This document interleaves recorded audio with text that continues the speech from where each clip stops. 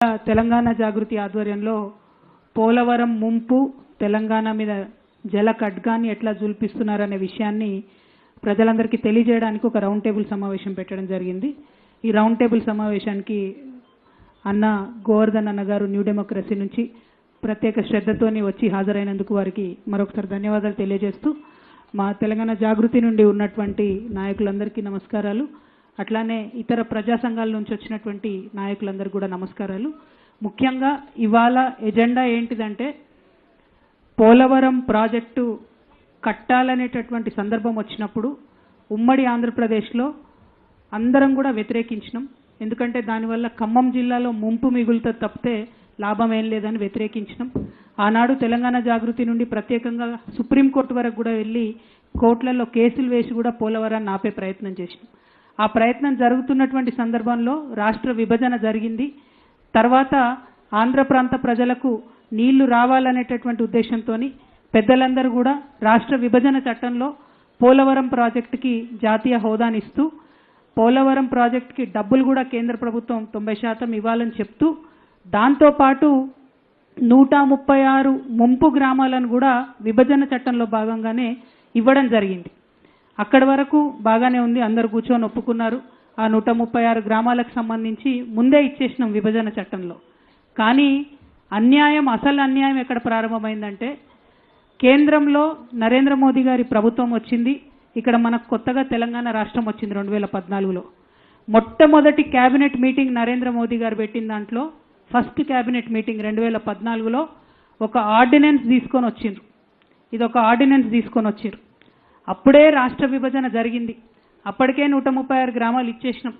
కానీ చాలా అన్యాయంగా ఒక 2-3 రోజుల్లోనే పార్లమెంటు ప్రారంభం అవుతుంది అనంగా మొదటి పార్లమెంటు సమావేశాలకు ముందుగానే బీజేపీ తొలి క్యాబినెట్లో ఈ ఆర్డినెన్స్ తీసుకొచ్చి 7 మండలాలను అన్యాయంగా ఆంధ్రప్రదేశ్కి అప్పచెప్పడం జరిగింది. ఎందుకోసం 7 మండలాలను అప్పచెప్పిండ్రు? ఈ 7 మండలాలు మొత్తానికి మొత్తం ముంపు మండలాలు కూడా కావు. ఈ 7 మండలాలతో పాటు 460 మెగావాట్ల మన లోవర్ సీలేరు పవర్ ప్రాజెక్టును కూడా ఆనాడు అన్యాయంగా ఆంధ్రప్రదేశ్కి అప్పచెప్పడం జరిగింది. అదంతా కూడా విభజన చట్టం స్ఫూర్తికి వ్యతిరేకంగా కేవలం ఆనాడు ఎన్డీఏలో చంద్రబాబు నాయుడు గారు అలయన్స్ పార్ట్నర్గా ఉన్నారు కాబట్టి బ్యాక్డోర్ పాలిటిక్స్ చేసి ఆనాడు అన్యాయంగా ఈ ఆర్డినెన్స్ తీసుకురావడం జరిగింది.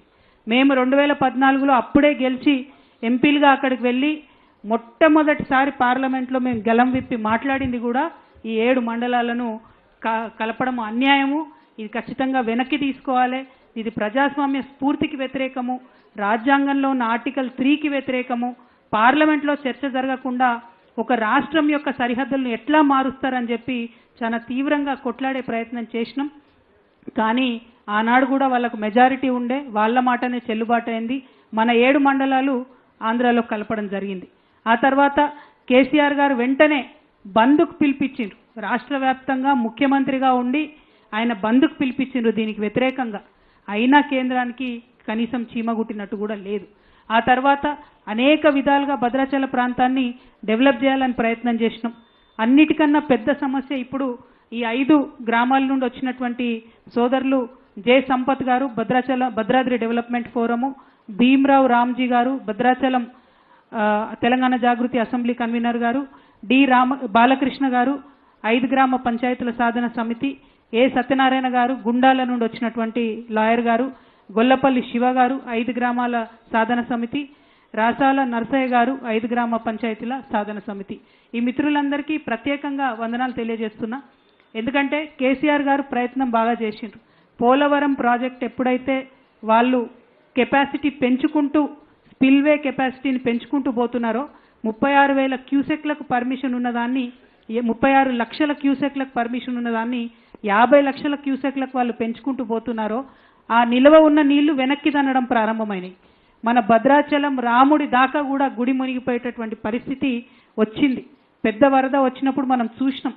ఇంకా అన్యాయం ఏంటంటే ఈ కరకట్టలు ఏవైతే మనం కట్టుకున్నామో అందులో 2 స్లూయిస్లు మనకు తెలంగాణలో ఉంటాయి, 2 ఆంధ్రాకి వెళ్ళిపోయినాయి. మన తెలంగాణలో ఉన్న స్లూయిస్లను మనం మెయింటైన్ చేస్తున్నాం, వాటి గేట్లు ఇబ్బంది లేకుండా నీళ్లు పోయేటట్టు చేస్తున్నాం. కానీ ఆంధ్రాలో ఉన్న 2 స్లూయిస్లను వాళ్ళు మెయింటైన్ చేస్తలేరు. దాంతో కూడా నీళ్లు వెనక్కి తన్నుతున్నటువంటి పరిస్థితి ఉన్నది.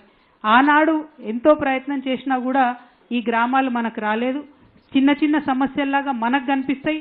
కానీ ఇందాక మాట్లాడుతూ తమ్ముడు బాలకృష్ణ చెప్పినట్టు ఇవాళ 5 గ్రామాల్లో ఉన్న పిల్లలు మరి స్కూల్ ఏమో తెలంగాణలో చదువుకుంటున్నారు, 1 నుంచి 10వ తరగతి ఇక్కడ చదువుకుంటున్నారు. రేపు అడ్రస్ ఏమో ఆంధ్రప్రదేశ్ ఉంటుంది. మరి ఉద్యోగానికి ఎక్కడ అప్లై చేయాలంటే పెద్ద క్వశ్చన్ మార్క్గా ఉన్నది. ఎవరు కూడా ఈ సమస్యను పరిష్కరించే పరిస్థితి లేదు.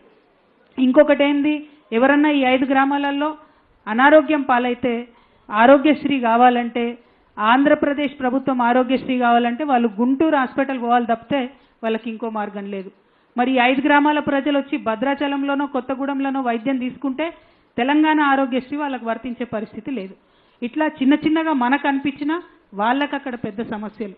ఒక్క అంబులెన్స్ రావాలి అంటే 80 కిలోమీటర్ల దూరం కూనవరం నుంచి మరి ఇక్కడికి వచ్చేటటువంటి పరిస్థితి ఉంది తప్పితే వాళ్ళకు డైరెక్ట్గా తెలంగాణ అంబులెన్స్ కూడా అందేటటువంటి పరిస్థితి లేదు. ఇవన్నీ కూడా మానవీయ కోణంలో ఆలోచించి పరిష్కారం చేయాల్సినటువంటి సమస్యలు.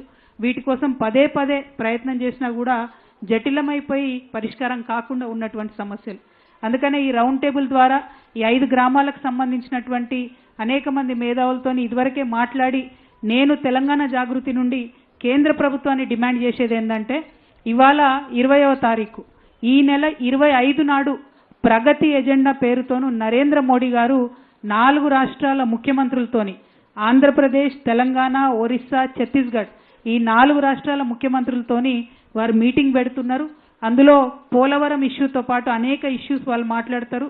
ఆ మీటింగ్లో నరేంద్ర మోదీ గారు ఖచ్చితంగా ఈ 5 గ్రామాలను తెలంగాణకు మళ్ళీ తిరిగి ఇవ్వాలని చెప్పి తెలంగాణ జాగృతి తరఫున మేము డిమాండ్ చేస్తూ ఉన్నాం. ఎందుకంటే 10 ఏళ్లలో ఎంత ప్రయత్నం చేసినా ఈ సమస్యలు పరిష్కారం కాలేదు. కాబట్టి ఈ సమస్య శాశ్వత పరిష్కారం కావాలంటే పురుషోత్తపట్టణం, గుండాల, ఎటపాక, కన్నాయిగూడెం, పిచ్చుకలపాడు ఈ 5 గ్రామాలు మళ్ళా తెలంగాణకి ఇవ్వాలని చెప్పి నేను కేంద్ర ప్రభుత్వాన్ని డిమాండ్ చేస్తూ ఉన్నాను. మరి 25వ తారీఖు జరిగేటటువంటి ఈ ప్రగతి ఎజెండా మీటింగ్కి వెళ్ళేటటువంటి మన తెలంగాణ రాష్ట్ర ముఖ్యమంత్రి రేవంత్ రెడ్డి గారిని కూడా మేము విజ్ఞప్తి చేస్తూ ఉన్నాం. ఈ 5 గ్రామాల ప్రజలు చాలా ఇబ్బంది పడుతున్నారు. కాబట్టి తెలంగాణ రాష్ట్ర ముఖ్యమంత్రిగా మీరు ఈ 5 గ్రామాలను వెనక్కి తీసుకొచ్చే విధంగా కేంద్ర ప్రభుత్వం మీద ఒత్తిడి తీసుకురావాలని చెప్పి నేను ముఖ్యమంత్రి గారిని డిమాండ్ చేస్తూ ఉన్నాను. అదేవిధంగా మరి ఇప్పుడు కరకట్టలు ఏవైతే ఉన్నాయో నిన్న కూడా మేము మళ్ళీ ఒకసారి కూర్చొని ఇంజనీర్ల పరిధిలో ఆలోచన చేయడం జరిగింది.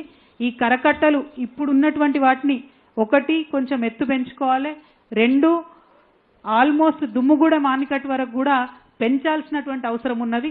అట్లా పెంచితేనే ఈ 5 గ్రామాల ప్రజలకు ఫ్యూచర్లో కూడా రక్షణ ఉంటుంది. లేకపోతే ఏ ఒక్క సంవత్సరం అన్నా వరద ఎక్కువ వచ్చినట్టయితే డైరెక్ట్గా ఈ గ్రామాల రెవెన్యూలన్నీ కూడా భూములన్నీ కూడా మునిగిపోయేటటువంటి పరిస్థితి ఉంది. కాబట్టి దీని మీద కూడా రాష్ట్ర ప్రభుత్వం చాలా సీరియస్గా ఆలోచన చేయాలని చెప్పి నేను కోరుతా ఉన్నాను. మీ అందరికీ తెలుసు తెలంగాణ ఉద్యమ సమయంలో కూడా కేసీఆర్ గారు ఆదివాసీ గిరిజనుల యొక్క సమస్యలను పరిష్కరించాలని చెప్పి భద్రాచలంలోనే ఒక చాలా పెద్ద మీటింగ్ పెట్టడం జరిగింది. ఆ మీటింగ్ పెట్టినప్పుడు ఆనాడు శిబు సురేన్ గారని వారు కూడా పెద్ద మనిషి, జార్ఖండ్ కోసం పోరాటం చేసినటువంటి, జార్ఖండ్ రాష్ట్ర సాధన కోసం పోరాటం చేసినటువంటి వ్యక్తి, వారు కూడా రావడం జరిగింది. మరి ఆ తర్వాత అనేక సార్లు పోరాటం చేసినాం. తెలంగాణ ఉద్యమంలో భద్రాచలం నుండి గిరిజనులు, పెద్ద ఎత్తున ఆదివాసీలు అందరూ కూడా భాగస్వామ్యం అయినాం కాబట్టే ఇవాళ రాష్ట్రం సాధించుకున్నాం. మరి విభజన చట్టంలో వాళ్ళకి 90% నిధులతోని పోలవరం ప్రాజెక్ట్ వచ్చింది. మరి మనకేమొచ్చింది తెలంగాణకు, మరి మనకేమొచ్చింది కొత్తగూడెం భద్రాద్రి జిల్లా ఆదివాసీలకు అని ఆలోచిస్తే ఒకటే ఒకటి వచ్చింది, శాశ్వతమైనటువంటి ముంపు మనకు మిగిలింది. రాముడు కూడా మునిగిపోయేటటువంటి పరిస్థితి ఇవాళ వచ్చింది. ఇవి పరిష్కారం అవ్వాలంటే మాత్రం ఖచ్చితంగా మరి భద్రాచలం టౌన్ ఈ 5 గ్రామాలు కరెక్ట్గా ఉంటేనే ఏదన్నా గవర్నమెంట్ బిల్డింగ్ కట్టుకోవాలంటే టౌన్ దాటి బిల్డింగ్ కట్టే అవకాశం ఉంటుంది. భద్రాచలంలో వచ్చేటటువంటి చెత్త చెదారం ఎక్కడన్నా వెయ్యాలంటే ఒక డంపింగ్ యార్డ్ కావాలంటే ఇవాళ కనీసం ఒక గుంట జాగలేనటువంటి పరిస్థితి ఉన్నది. అంతేకాదు పురుషోత్తపట్టణం ఏదైతే ఆంధ్రకి ఇచ్చినరో అందులో 1000 ఎకరాల దేవుడి మాన్యాలు, రాముల వారి 1000 ఎకరాల భూమి ఉన్నది. ఇవాళ 1000 ఎకరాల భూమి ఆంధ్రకు పోయింది, దేవుడేమో తెలంగాణలో ఉన్నాడు. ఇప్పుడు ఆంధ్రకు పోయినటువంటి ఆ భూమి ఎక్కడికక్కడ ఆక్రమణకు గురవుతున్నదని చెప్తా ఉన్నారు. హారతి అయిపోతున్నది, మంగళహారతి అయిపోతున్నది, దాన్ని పట్టించుకునే పరిస్థితి లేదు. ఇవాళ ఆంధ్రప్రదేశ్ ప్రభుత్వాన్ని కూడా నేను డిమాండ్ చేస్తూ ఉన్నా, పురుషోత్తపట్టణం ఏదైతే ఆంధ్రలో కలపబడిందో మరి అందులో ఉన్నటువంటి 1000 ఎకరాలు భద్రాద్రి రాముడి మాన్యం ఏదైతే ఉందో దాన్ని తక్షణం ప్రొటెక్ట్ చేయాలి, ఆక్రమణలకు గురి కాకుండా రక్షణ కల్పించాలని చెప్పి ఆంధ్రప్రదేశ్ ప్రభుత్వాన్ని కూడా నేను డిమాండ్ చేస్తూ ఉన్నాను. మరి ఆనాడు మీ అందరికి కూడా తెలుసు, పార్లమెంట్లో మాట్లాడింది కేవలం తెలంగాణ బదులుగా బీఆర్ఎస్ పార్టీ నుండి మేమే మాట్లాడినాం. ఆనాడు కూడా కాంగ్రెస్ నాయకులు వచ్చి పార్లమెంట్లో ఇట్లెట్లా అన్యాయం చేసిరు అని చెప్పి కూడా మాట్లాడినటువంటి పరిస్థితి లేదు. మరి అధికారంలోకి వచ్చిన తర్వాత చంద్రబాబు నాయుడు గారిని రిపీటెడ్గా, జగన్మోహన్ రెడ్డి గారు ఉన్నప్పుడు కూడా రిపీటెడ్గా కేసీఆర్ గారు కోరినరు. ఈ 2 రాష్ట్ర ప్రభుత్వాలు కలిసి జాయింట్ సర్వే చేయాలి, మునిగిపోయేటటువంటి ప్రాంతం ఏంటి అని అడిగితే అధికారుల స్థాయిలో వాళ్ళు ఒప్పుకున్నారు, కానీ ముఖ్యమంత్రుల స్థాయిలో ఎన్నడూ కూడా ఒప్పుకోవడం జరగలేదు. అంటే ఆంధ్రాలో చంద్రబాబు నాయుడు గారు ఉన్నా, జగన్మోహన్ రెడ్డి గారు ఉన్నా మన ప్రాంతానికి నష్టమే జరుగుతుంది తప్పితే లాభం జరగడం లేదు. కాబట్టి మళ్ళీ ఒకసారి డిమాండ్ చేస్తున్నాం, మీరు పోలవరం ఇప్పటికే మీకు దాదాపు 30,000 కోట్ల రూపాయల వరకు కేంద్ర ప్రభుత్వం నుంచి నిధులు వచ్చింది, వేగవంతం చేస్తూ ఉన్నారు మీరు మీ యొక్క పనులను. ఇవి చేసేటటువంటి క్రమంలో 19,000 కోట్ల పైగా ఇప్పటికే నిధులు వచ్చినాయి. ఈ సంవత్సరం ఇంకా 7,000 కోట్లు ఇస్తామని చెప్తుంది కేంద్ర ప్రభుత్వం. అంటే పనులు వేగవంతమవుతుంది. ఈ పనులు వేగవంతమయ్యేటటువంటి క్రమంలో నేను డిమాండ్ చేస్తూ ఉన్నాను, జాయింట్ సర్వే ఖచ్చితంగా ముంపు కోసం జరగాలి. జరిగితేనే మనకు ఖచ్చితంగా ఇక్కడ ఉండేటటువంటి గ్రామాలకు న్యాయం జరిగేటటువంటి ఆస్కారం ఉంటుందని చెప్పి మేము డిమాండ్ చేస్తున్నాం. ఇక్కడ మన హైదరాబాద్లోనే ఉంటుంది కృష్ణా గోదావరి బేసిన్ ఆర్గనైజేషన్ అని ఉంటుంది. అందులో పోలవరం ప్రాజెక్ట్ అథారిటీ ఉంటుంది. ఆ పోలవరం ప్రాజెక్ట్ అథారిటీలో కూడా అనేక సార్లు కేసీఆర్ గారు ప్రభుత్వంలో ఉన్నప్పుడు వారు రిక్వెస్ట్ చేయడం జరిగింది, లెటర్లు రాయడం జరిగింది. అయినప్పటికీ ఇల్లీగల్గా 36 లక్షల క్యూసెక్తో కట్టుకుంటామన్న పోలవరంను పెంచి 50 లక్షల క్యూసెక్కు మరి ఆంధ్రప్రదేశ్ ప్రభుత్వం కడతా ఉన్నది. ఈ అన్యాయాన్ని మరి చూస్తూ ఊరుకోము, అవసరమైతే ఖచ్చితంగా న్యాయ పోరాటం అన్న చేస్తాము. మరి మా 5 గ్రామాలు మాకు ఇవ్వాలి అని చెప్పి మళ్ళొకసారి నేను డిమాండ్ చేస్తూ, ఇక్కడికి వచ్చినటువంటి మా నాయకులందరూ కూడా మరి ఇప్పుడు మాట్లాడతారు. నేను ఇంట్రడక్షన్ ఇవ్వాలి అన్నటువంటి ఉద్దేశంతో ఇప్పుడు మాట్లాడడం జరిగింది. ప్రధాన డిమాండ్ ఒకటే, మా 5 గ్రామాలు మాకు ఇవ్వండి, కరకట్టలను దుమ్ముగూడ మానికట్టు వరకు కట్టండి. ఈ డిమాండ్లతోని ఈ రౌండ్ టేబుల్ కాన్ఫరెన్స్ చేస్తున్నాం. అవసరం, సమయం, సందర్భం బట్టి రావాలంటే మీరు అన్నట్టుగా అక్కడికే పోదాం, అవసరమైతే అక్కడ కూడా ధర్నా చేద్దాం.